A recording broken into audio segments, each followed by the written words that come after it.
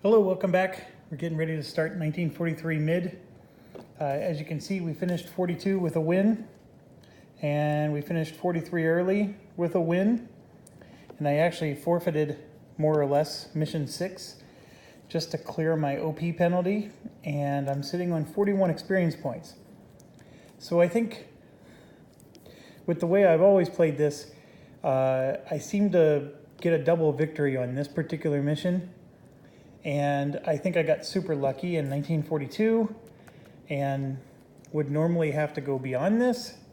And then, anyways, long story short, one of the things that I recommend, and I might even try in my next game, is on the back of the manual, there's this staff erosion table.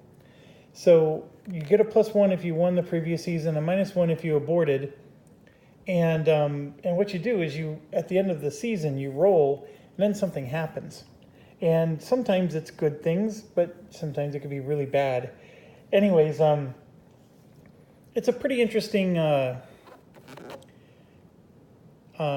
It's a pretty interesting idea. And so you roll a die after completing a mission. You apply the result indicated on a staff table. If you won the previous season, you add a +1. This is like every single mission. So as long as you won the previous season, you get to add +1. And of course, if you aborted, you subtract 1. So normally you don't abort. So, and then if the result calls for you to lose a pilot, you must cross a pilot of your choice off the pilot roster. And then you would have to replace him. It's just like the same thing as if a pilot was killed. So anyways, this is something, it's a completely optional rule. They even explain here it's added for thematic reasons. If you're finding that this is too easy, this definitely will add a level of challenge. Just flat out losing a pilot for a bad roll, it sucks. So that's why I never do this, because I don't like just having events, call lightning from the sky and say bad things happen to you. It's bad enough we're drawing these cards and bad things are happening to us. So anyways, it's an option to make life a little bit harder. Okay, what else is new? 1943 mid introduces the concept of rockets. They can only be fired once, and they're from the tail level. One thing I'll admit to you that I constantly forget is after you fire rockets, they remain. Rockets count even if already fired when you're doing the dogfight table. And so, anyways, long story short there, that's a potential issue. Now, a couple other errors that folks have written me about. I guess at one point in time, I used the P38 chart instead of the P47 chart. I don't remember. I didn't bother rewatching the video to find out. If you say that I did that, then I probably did. And I apologize, I used the wrong table. There was also somebody else that said that I, at one point, was dive rolling this way and I went straight or something like that. I just didn't go the right direction in my progress through. Also possible. I'm not going to rewatch the video. If that happens, it was just a one-time fluke. And then I had a third person that told me that when I'm on a near target mission, I don't draw for damage prior to the mission. And I just can't find that anywhere in the rules. You always draw for damage prior to the mission. And what I'm referring to is when you get this out, you open it up, and you know how you roll to see if there was any damage on the bombers before the mission starts. Well, if it's a near target mission, they were trying to say that you don't do that. And I think you're wrong. If I'm wrong, please show me in the rule book where I'm missing this, because I'm definitely missing it somewhere. But you just ignore these things. I mean, nobody's in the approach boxes. But yes, it is a flak location check. I get that. And that is different looking than a damage check. But I don't think that that means you skip the damage check. You just do the damage check, and this would indicate where damage occurs. And then you just keep doing it again for the flak damage. So if somebody has some insight on that, I've been doing this wrong forever, if that's the case. Okay, I won't The other thing about 1943 mid, which I think a lot of us I'm excited about, maybe I can't speak on your behalf, is the Ju-88s are now in the mission. And what they can do is if they have a cannon, they can sit in this tail box, this tail level box, and they can fire their cannon. And normally, yeah, you could sit here and shoot your rockets too. I mean, that happens as well. But you can use your cannons from there. And you do that during blast and flak. So you don't do it during normal attack phase. And so you can do some serious damage with that. And then on top of it, they don't fire back. So it's a really beautiful thing. There is a mechanic that can cause you to run out of ammo. And so that's something you have to be mindful of. And if your pilots run out of ammo in the early turns, that can really stink. But you can have a really good run. I always think of it's like a craps table. You want to have a really good run without rolling that 7. I think that's the gist of the items that are, obviously if we get to 43 late, there's some other really cool stuff that starts to appear. Well, at least the ME410s. And so the rockets are the big item. And I'm not going to dink around anymore. Let's get going. So because we're using these bigger maps, I had to make a lot more room at the table. So I moved my dice tray. It wasn't very helpful. I was getting feedback that I'm doing a lot of this swinging back and forth thing anyways. So we're just going to roll straight up here. So I rolled a 3 and we're getting map 3. Lo and behold, I have map 3 out because I figured that was our highest probability. So that happens. Talking strategy. Inbound obviously gets us more victory points. We want that. I have 41 experience points, so I can really manipulate a lot of numbers. I definitely want high OP because I want to be able to buy cannons and bombs and all kinds of stuff. And I also want to make sure I don't have escorts. So those are all very important. Mission length could be an issue. You might see me spend experience on that. But let's see where we go. Let's roll for here. What's next?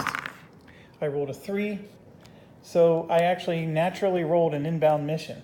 So can't complain about that at all. All right, so we're on map 3, and it's an inbound mission.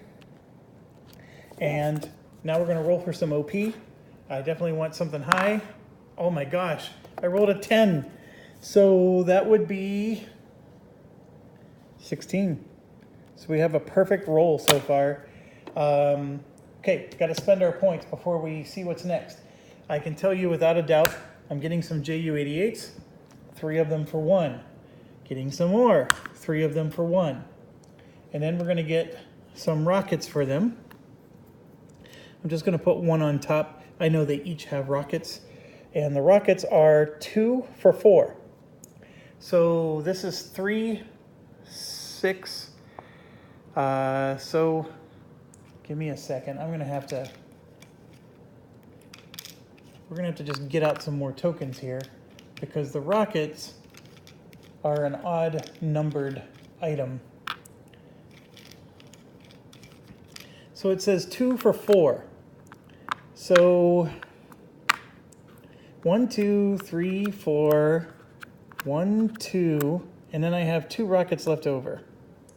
Okay, so I'm gonna have to figure that out. But this would be, the rockets are 2 OP. Oh,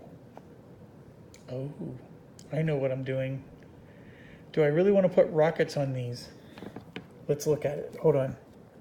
1 cannon and rocket or bomb.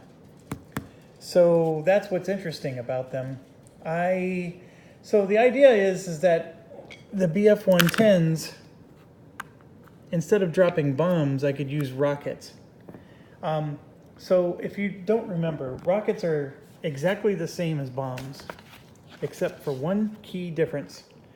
If you remember with the bombs, we have to roll on this chart, and there's a 40% chance that you just flat out miss. And then so you'd put these on the target, and then if you rolled a 1 to a 4, it just completely leaves the game. Well, the rockets, let you skip this step and you go straight to this. So it's still possible that these will exit the map, but it's a lot less probable.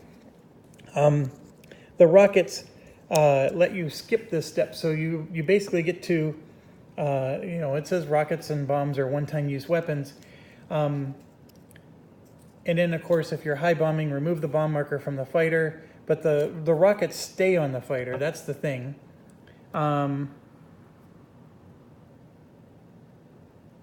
Yeah. So anyways, long story short, the rockets are just overall better.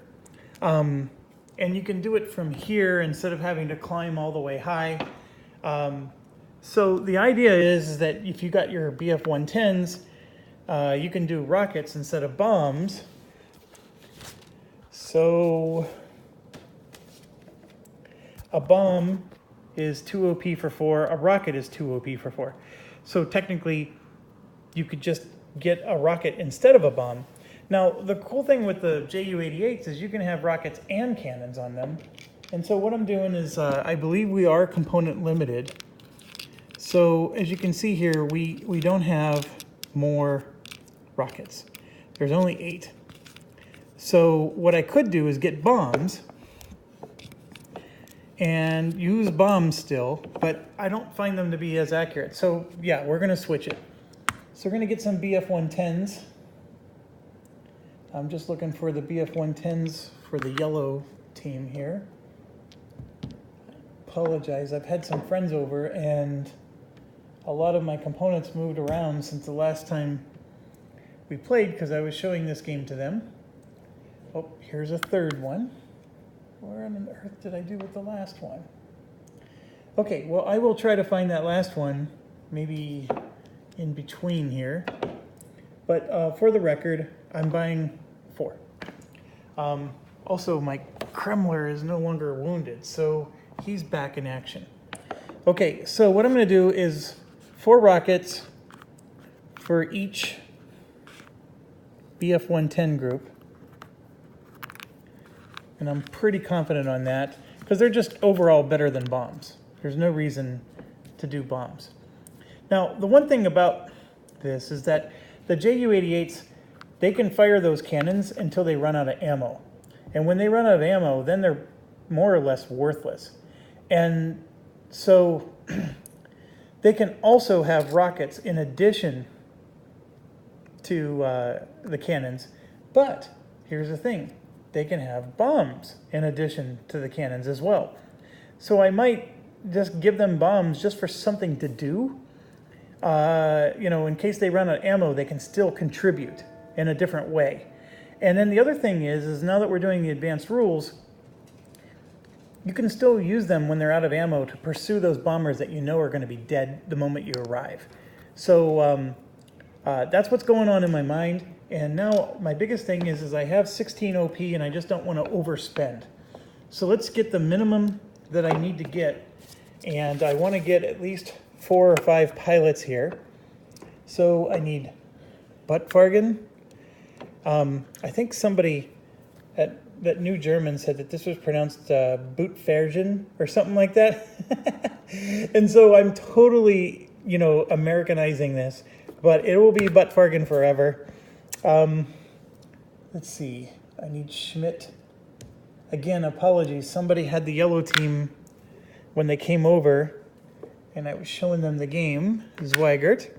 So I'm getting my experts. So that's 3 of them. And then Kremler's the 4th expert. So I have 4 experts, and then I would, if I were to get another person, it would be somebody like Grimm here or Bauer, who aren't quite experts but are close.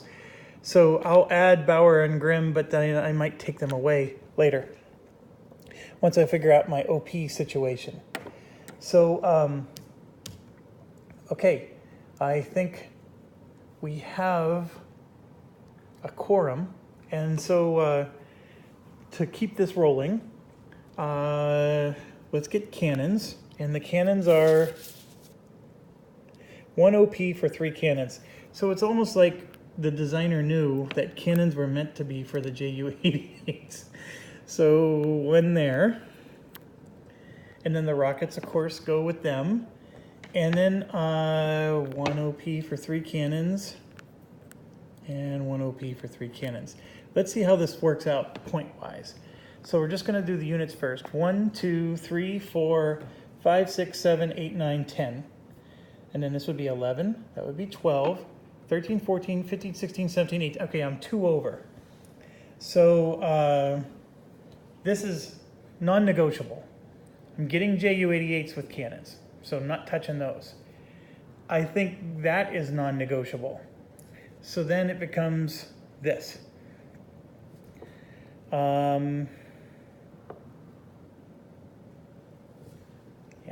3, 6, 7, 8, 9, 10, 11, 12, 13, 14, 15, 16, 17, 18. It's the extra guys. So what I can do is I can, if I took, I can get 3 points back if I get rid of one of these BF-110 groups. So how badly do I want to launch rockets? I sort of do. I don't want to be so short on BF-109s. I mean, I'm at maximum OP, for Pete's sakes. So what I'm going to do then is I just get rid of some cannons. So I'm taking 3 cannons off. I would, based on experience levels, Schmidt would lose his cannon and give it to Kremler. And then I would just take off Grimm, and I think that's it. We're set. 1, 2, 3, 4, 5, 6, 7, 8, 9, 10, 11, 12, 13, 14, 15, 16. Okay, so we're good to go there. And then we do the setup, and off we go. Oh, we have to, oh, I'm sorry. We have to roll for the escorts. Let's keep rolling and not spending experience points. Look at that, I got a 9. A 9 is no oh, that is awesome. I'm just like not even spending experience points and getting everything I wanted. It's like Christmas in August or September, actually. Today it's September now. All right, so we go here. I have map 3 inbound, page 13. And I know I'm covering up a lot of the planes here, but let's, so I rolled a 10. There's a lot of damage coming out. So we got 1, 2, 3, 4. Okay, so for this group way up here, 2 of them are taking damage. So 1, 2, and then 3, and underneath all this is 4. So we're going to roll here. This one's a 10. I rolled a 9. This one automatically flips. That one automatically flips. And that one is a 9. I rolled an 8. And that one automatically flips. Okay. So now we're going to roll for anchored. I rolled a 4. It's level and low on the opposite flank. So level and low. Roll a 2. High nose for the sun. So I've been finding that I actually sometimes, because this is surrounded by the blue, it blends in and I sometimes don't notice it. It's just my eyes. I know it's very easy to see there's a sun there, but I find that when I flip it over like this, I can see it even better. So I'm doing that. Tactical points. I rolled a 2. That's really low. So I start with just 1 tactical point. This I can just set out of the game. This, or I'm sorry, that I can set out of the game. This other tactical point I like to use on the advanced chart. And there's no escorts.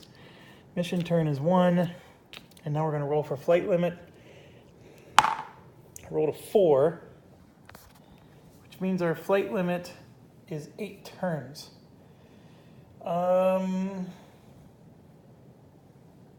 I don't know. Is that enough? Am I really willing to spend 7 experience points to get to 12 turns? We have no escorts at all. There's 4 turns. See, like if I move it to 12, then I can do the regroup, which I've learned is not as bad as I originally described. And then I can, use the regroup to get a lot of tactical points. I'm sitting on 41 experience points, and I've gotten really lucky with these other rolls. I was planning on spending experience points this turn. Am I just spending them because I have the luxury to get 4 more turns? Oh, I honestly don't know. You know what? I'm going to just do 8. Let's save the experience points for some other time. And okay. Last but not least, we're going to roll for contrails. I rolled a 5, and it says none right here. If I would have had the sun present, I could immediately spend a TP to start at the tail level. So one thing that I am at risk of is I only have 1 TP, so if I do any evasion checks that require, to spend a TP or exit, I may get screwed there. But I think we're good. The only thing that's an issue right now is I am missing